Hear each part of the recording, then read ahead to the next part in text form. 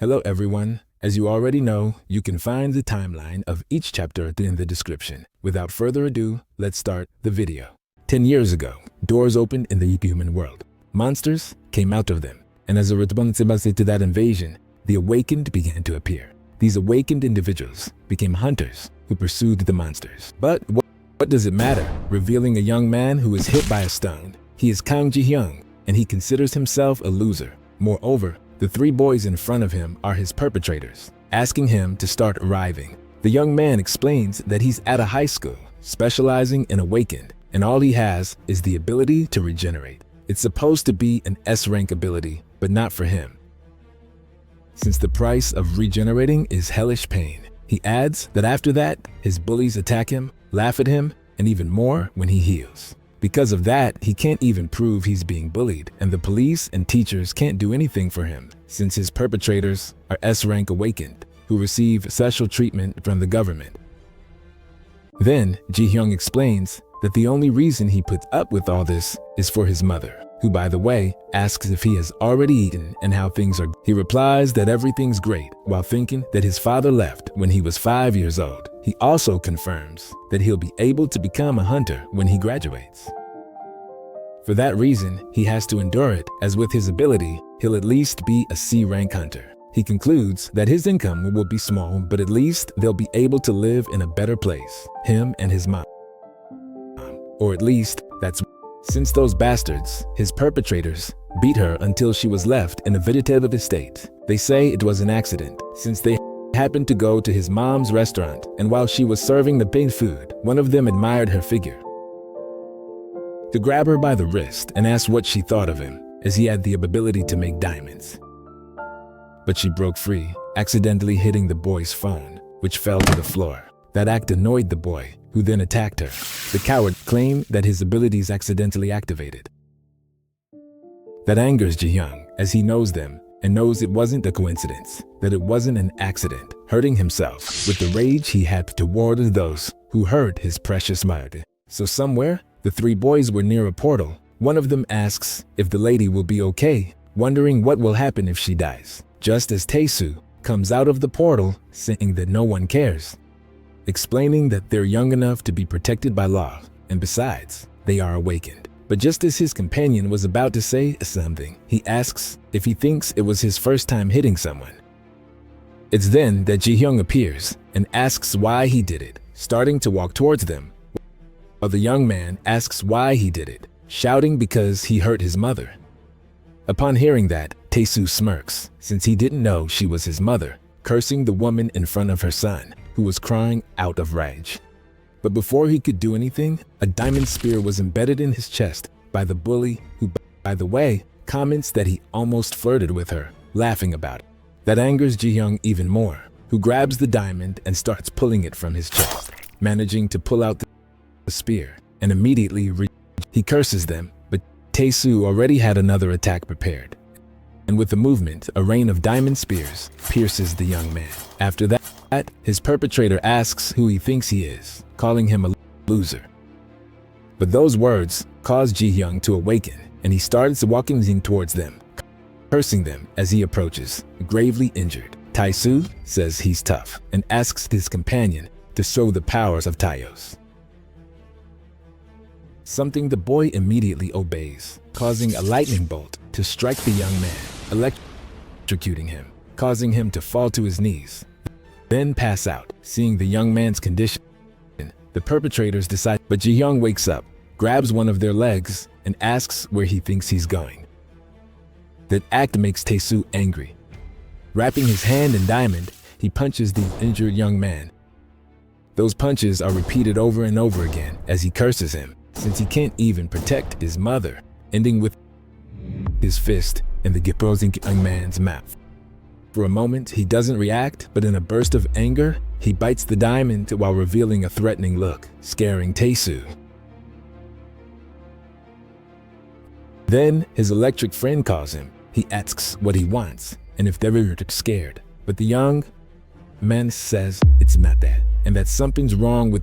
One of them comments that it's a blood door, while the electric guy says they have to report it. But Tae-soo has a macabre idea, pointing at Ji-hyung. and using his ability to create a diamond stone that throws him into the portal. But before entering the portal, the young man threatens them, saying that he's going to eliminate. That's when Taesu tells him to try if he can get out. After that, Ji-hyung falls to the ground inside the portal. When he opens his eyes, he remembers the phenomenon where a door turns red and monsters stop coming. The professor adds that not much has been revealed about it, and the reason is that no one has entered a blood door and come out alive, revealing to us the sea of monsters, heading straight towards Ji-hyung, who was defenseless on the ground. They reach him, then begin to eat, tearing his skin with each bite, breaking his bones, then with each monster that feeds him, reducing him to a pile of broken bones. However, new research has shown that those who enter a blood door turn into monsters. At that moment, Ji-hyung begins to regenerate, but starts taking on a new form due to the mana inside the door that starts to transform him. And as he was close to completing the transformation, he remembers his mother, but not just her. He also remembers his perpetrators and what they did to her. Entering a state of madness, suffering from unbearable pain,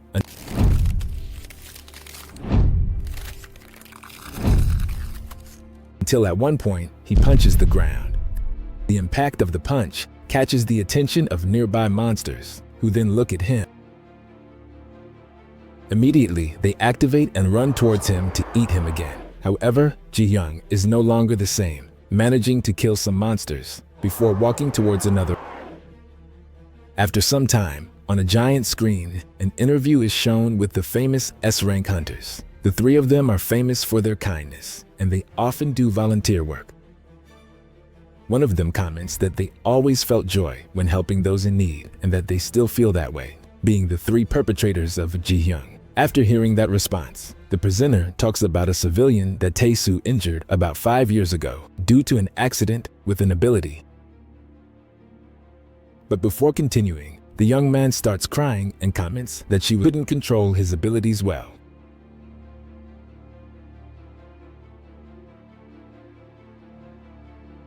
Confesses that he wants to apologize to his friend, but he has never been able to communicate with him, and when he said he was sorry, the interview room door flies towards him. With his ability, he manages to defend himself, so he looks to see what is happening. That's when many civilians scream that he is a monster, starting to flee. Meanwhile, the so-called monster walks toward the three boys to launch an attack. But before that fight began, Ji-hyung was in another one some time ago, as he encountered a red portal and started running towards it, eliminating every monster in his path.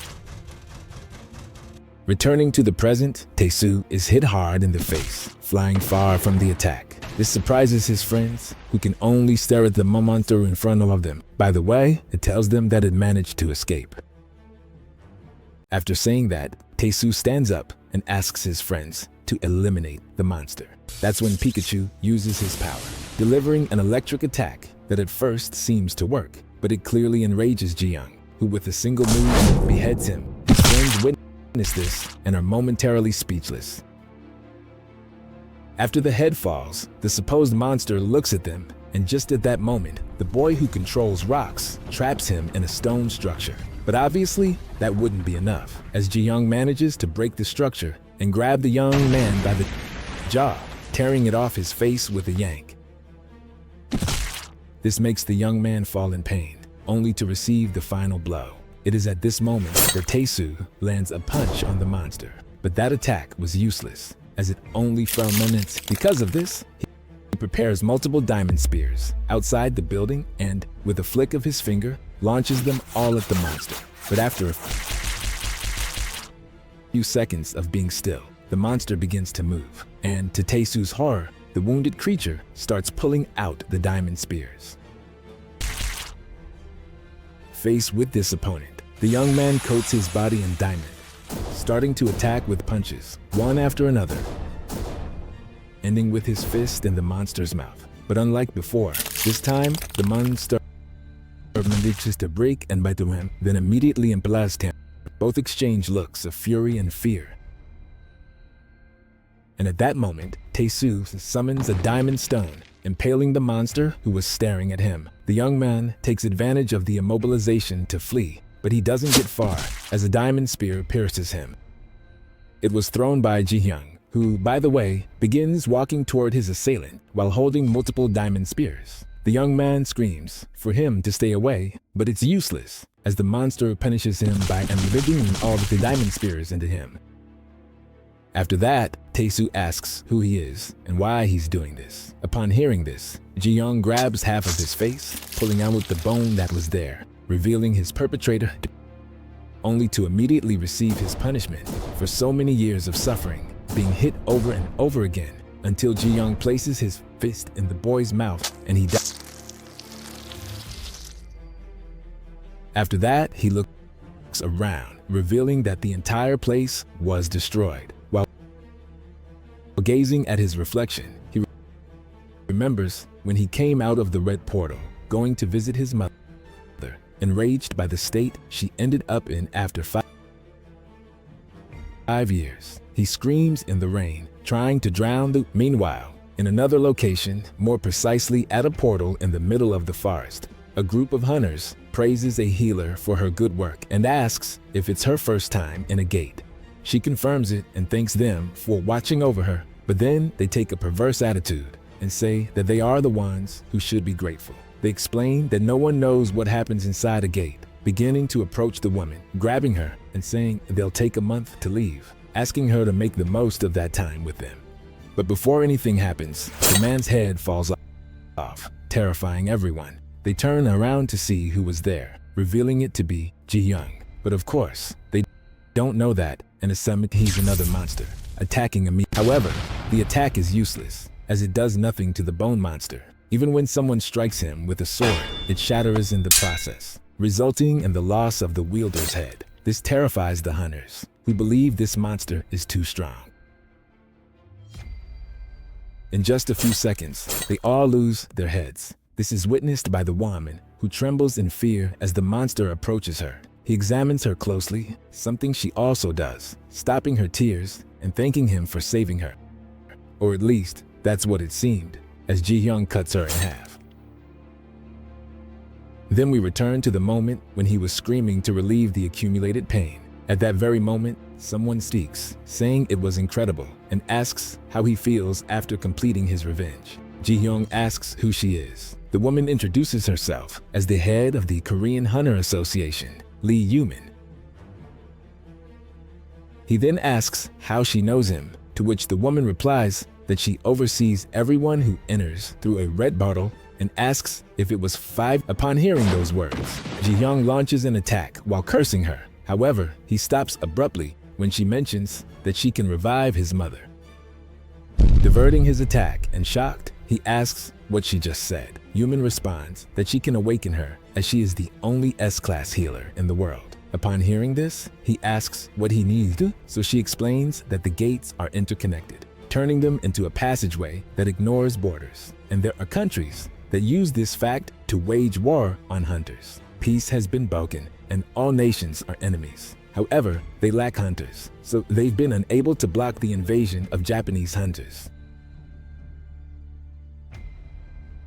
Until he returned. She comments that if they respond to Japanese pressure with hunters, it will draw a lot of global attention, so they need his help. She declares that she will bring his mother back, but in exchange, he must become a monster for them. Already elsewhere, more precisely in Japan, in the Prime Minister's office, he speaks with the Defense Minister and asks why all his hunters are untraceable. The one asking is the Japanese Prime Minister, Ryuzaki Ryudo. The Defense Minister apologizes and confesses that it is his fault, saying he will go look for them. He is Ikusai Kageru, Japan's #1 hunter. As he leaves the room, he asks for his sword to be prepared immediately, and his secretary asks if he is going alone, to which then she says she might be rude, but informs him that many elite hunters were sent before, and no one returned, suggesting he go with some support hunters. However, Kageru asks if he needs something like that, to which she apologizes. So, as he is already at the portal, he thinks that hunters are useless and questions if they could have been wiped out by such monsters. Just when some monstrous dogs attack him, but they end up being eliminated. Then the wound hunter sees something. He encounters Ji-hyung, who is sitting on top of a pile of bodies, and that seems to activate the hunter's instincts, moving quickly and attacking Huesos, but he defends himself, surprising the swordsman with the monster's defense. Then he attacks the hunter, who asks if he dares to block his sword while dodging an attack and preparing a skill, the first moon. That strike makes the monster fly, but he is also injured. So the man uses another skill, the second moon, cutting Ji-hyung. And at that moment, Kaguru prepares the final attack, the third moon. But before his attack reached the monster, it counterattacked, getting close to his face. However, he manages to move his sword, cutting off his arm, and finally cuts off his head while stating that his sword can even cut through diamond. After that, he questions if the hunters lost to something like that and says they are pathetic. Ji-hyung, without his head, remembers his father. He was always busy with work, but he was warm and kind, and that was the quality he liked the most. Although, due to his own carelessness, he caused an accident, ending his father's life, considering it was all his fault. After that, his mother's business went down, and they had many debts. He doesn't remember the last time he held his mother's hands, which makes him wonder if she is okay. He didn't sleep at night because he heard his mother crying. He concludes that everything is his fault and that someone like him does not have the right to live.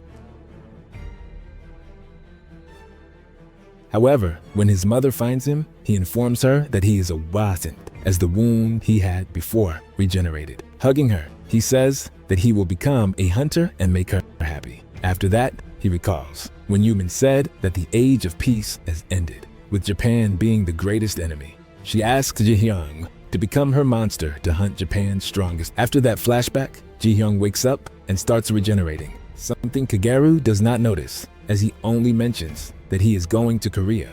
Right then, his leg is bitten, surprising him even more when he sees that the monster is regenerating, confirming to himself that he had cut off the head, angering Ji-hyung. He bites harder. That provokes the swordsman to cut off the head again and start activating his skill, only to disappear immediately. Since he was moving at high speed and using the cell, 12th moon, completely slicing the monster. That attack was so strong that the wave of cuts expanded throughout the portal tunnel, reaching its exterior, cutting everything in front.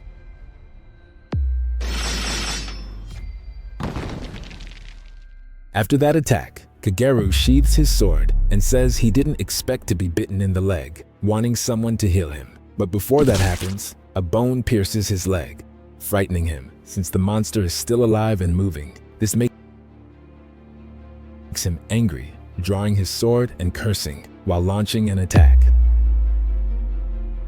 In a scene change, a woman asks if all these people are really necessary, as not only the Prime Minister, but also multiple elite hunters are present. The young man comments that it has already been 3 days since Kagero entered, and he needs to check what happened to him. But before he says anything else, the swordsman's head comes out of the portal.